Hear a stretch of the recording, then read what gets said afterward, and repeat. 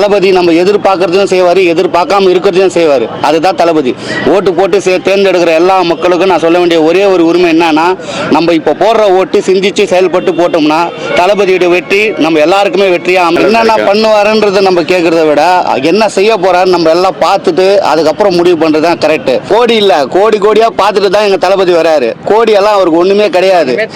கோடிக்கணக்கான மக்கள் தான் தளபதிக்கு மெயினானவங்கன்றத நீங்க இந்த இடத்துல எல்லாருக்கும் புரிஞ்சுக்கினா நல்லா இருக்கும். அவரோட சொந்த உழைப்பான பணம் தான் அவர் பார்த்தாரு. இந்த மாதிரி வந்து மக்களோட பணத்தை எடுத்துட்டு ஒழிக்க வச்சுட்டு, சரிங்களா, அவங்க பணத்தை எடுத்துட்டு பணம் பார்த்துட்டு நான் பண ஆசைன்றது மற்றவங்கள சொல்லக்கூடாது. அவர் உழைப்பில் அவர் பணத்தை பார்த்தாரு, சரிங்களா. அவர் கோடி, அவர் பணம், அவர் வந்து மக்களுக்கு செய்கிறாரு. நீங்கள் வந்து ஃபர்ஸ்ட் ஆஃப் ஆல் வந்து மற்றவங்களை பேசுறதுக்கு நம்ம தகுதியானவங்களான்றது நம்ம ஜட்ஜ் பண்ணணும். இலவசம் தராங்க, ஆனால் அதே டைமில் வந்து ரேட் டபுள் மடங்காக ஏறுது இல்லைங்க எல்லாமே. இப்போ 5 வருஷத்துக்கு முன்னாடி 8 ரேட்டு பார்த்தீங்கன்னாக்கா உங்களுக்கு நீ எவ்வளோ இலவசம் கொடுத்தாங்களோ அவ்வளோ வந்து ரேட் ஏறின்னு தான் இருக்குதுங்க. அது நம்ம புரிஞ்சுக்க மாட்டேறாங்க யாரும். அது 1000 ரூபாய் பின்னாடி போகிறாங்களே தவிர அதுக்கு பின்னாடி எவ்வளோ செலவு இருக்குதுன்றது வந்து யாருக்கும் தெரிய மாட்டேங்குது. தளபதி நம்ம எதிர்பார்க்கறதையும் செய்வார், எதிர்பார்க்காம இருக்கிறதையும் செய்வார். அதுதான் தளபதி. ஓட்டு போட்டு தேர்ந்தெடுக்கிற எல்லா மக்களுக்கும் நான் சொல்ல வேண்டிய ஒரே ஒரு உரிமை என்னன்னா, நம்ம இப்போ போடுற ஓட்டு சிந்திச்சு செயல்பட்டு போட்டோம்னா தளபதியோட வெற்றி நம்ம எல்லாருக்குமே வெற்றியா அமையும்னு நான். பாதுகாப்பு இருக்குன்னு சொல்றாங்க மேடம், ஆனா இல்லைங்களே. அது எப்படி இருக்குதுன்னு நம்ம சொல்ல முடியும்? அது இல்லைன்னு தானே எங்க தளபதியும் சொல்றாரு. பெண்களுக்கு பாதுகாப்பு இல்லை, இலவசன்ற பேர்ல மக்களை சுரண்டிட்டு மக்களை அடிமைப்படுத்தி வச்சுக்கிறது தான் நம்ம தளபதி சொல்றாரு. கண்டிப்பா தளபதி இது வந்தா எல்லாத்தையும் மாத்துவாரு, தலைகீழா மாறும். நம்ம தமிழ்நாடு இன்னும் பெரிய சிறந்த நாடா மாறும்னு எங்களுக்கு தளபதியோட சின்னத்துக்கு வாக்களிக்கணும் உங்களுக்கு கேட்டுக்கிறேங்க. இலவசம்லாம் மக்கள்கிட்ட அவளுக்கு சேர்க்க மாட்டோம் மேடம்.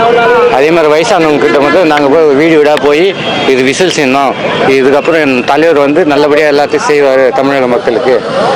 இப்போ நடக்கிற ஆட்சியில் இலவசம் சொல்கிறாங்க 100%. அது மக்கள் பணத்தை மக்களுக்கே கொடுத்துட்டு இலவசம்னு சொல்கிறாங்களா மேடம்?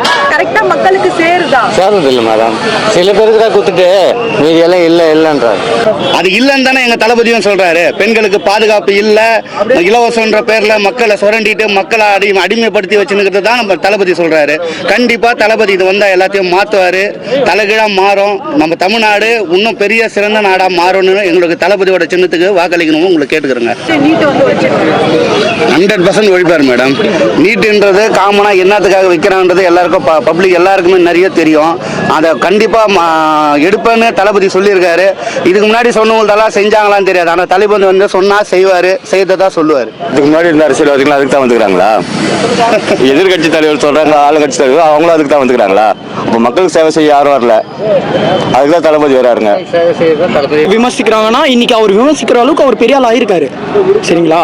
அந்த அளவுக்கு அவர் ஸ்டாரா இருக்காரு. இன்னைக்கு அரசியல் பாலிடிக்ஸ்ல கூட ஸ்டார் ஆயிட்டாரு, சரிங்களா. மற்றவங்களாம் யாருமே ஃபர்ஸ்ட் ஆஃப் ஆல் அவரை பத்தி பேசுறதுக்கு தகுதி இல்லை. பேசுறவங்க பேசிட்டே தான் இருப்பாங்க. நம்ம ஒர்க்கை பார்த்துட்டு போயிட்டே இருக்கணும். தளபதி டைலாக் தான். இன்னைக்கு பிரச்சனை வந்தாதாங்க அது வந்து கட்சியா இருக்கட்டும் படமா இருக்கட்டும், எங்க தளபதிக்கு படம் எதுனாலுமே வந்து பிரச்சனை இருந்தாதான் எங்களுக்கு வந்து ஒரு பலமே. பிரச்சனை இல்லாம நார்மலா போனா எங்களுக்கு அது ஒரு ஃபீலா இருக்காது. பிரச்சனை வருதுங்களா, அதை ஃபேஸ் பண்றோமா, நார்மலா எப்படி ஃபேஸ் பண்றோன்றது தான் மேட்டர். ஒரு ப்ராப்ளம் வந்துச்சுன்னா அதை எப்படி சால்வ் பண்றோன்றது தான் மேட்டரே தவிர அந்த பிரச்சனையை கொடுக்குறவங்க யார் கொடுக்குறாங்க இதெல்லாம் வேண்டாம். கொடுத்தவங்க கொடுத்துட்டே தான் இருப்பாங்க. அவங்களுக்கு பயம் வந்துருச்சு. எல்லா கட்சிக்காரங்களுமே பயம் வந்துச்சு. இன்னைக்கு குழந்தைங்களுக்கு பாலிடிக்ஸ் தெரியுதுன்னா அது காரணம் தளபதி மட்டும்தான். போற வர குழந்தைங்களுக்குலாம் டிவிகே மட்டும் தான் சொல்றாங்க. அவங்களுக்கும் ஆசையா இருக்கு. அவங்க என்ன பண்றது, அவங்க மைனரா இருக்காங்க. மேஜரா இருந்தா இன்னத்துக்கு எல்லாருமே ஓட விட்டுருவாங்க. நாம் தமிழர் கட்சி சீமான் சாரிங்க, அவங்கள பத்தி பேசுறதுக்குலாம் வந்து எங்களுக்கு வந்து டைம் இல்லை. அவங்கலாம் ஒரு ஆளே இல்லை. இப்போ ரீசெண்டா கூட அவருக்கு நம்ம தளபதி விஜய் அவர்களுக்கு வந்து அரசியல் அந்த எக்ஸ்பீரியன்ஸே இல்லை. அவர் எப்படி ஆட்சிக்கு வந்தா எப்படி மக்கள். சரிங்க, நான் என்ன கேட்குறேன், தளபதிக்கு எக்ஸ்பீரியன்ஸ் இல்லை, தளபதின்றாங்களே. முதல்ல இவங்கெல்லாம் வந்து கட்சின்னு இருக்காங்க. இவங்க ஏன் சிஎம் ஆகலை?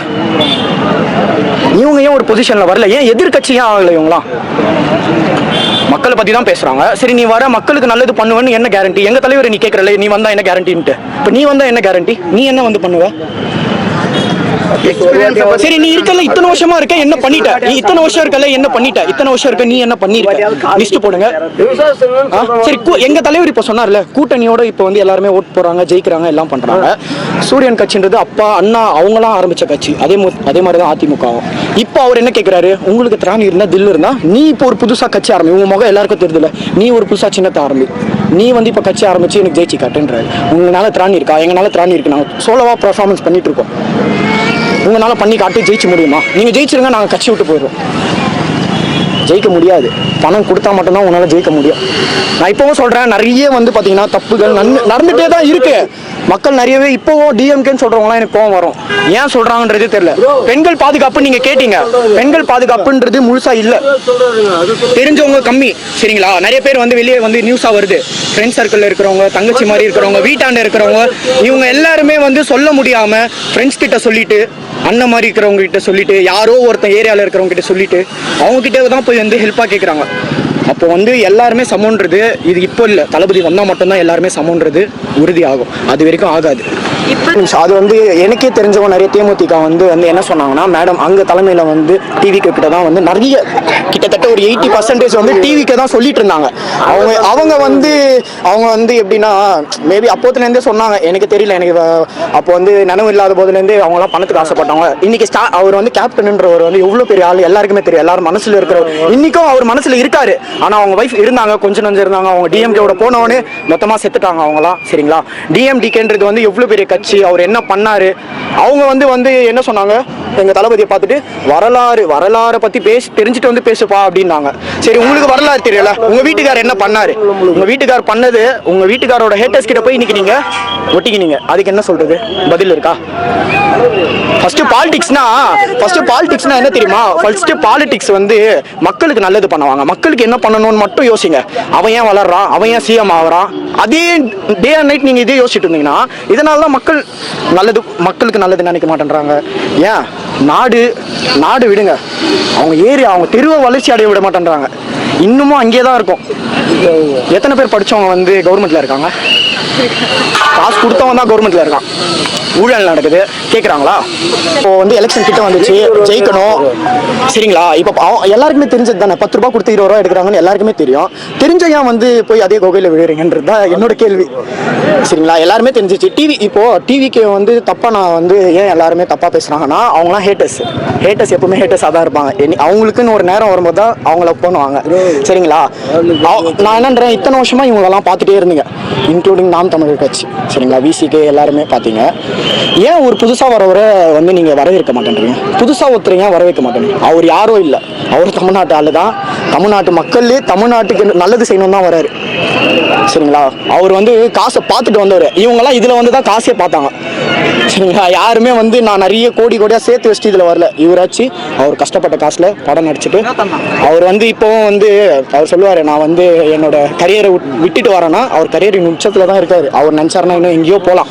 நாங்கள் வளர்த்து விட்டுருவோம். இப்போவும் நாங்கள் தான் இருக்கோம். அவர் பின்னாடி யார் என்ன சொன்னாலும் நாங்கள் இருப்போம்.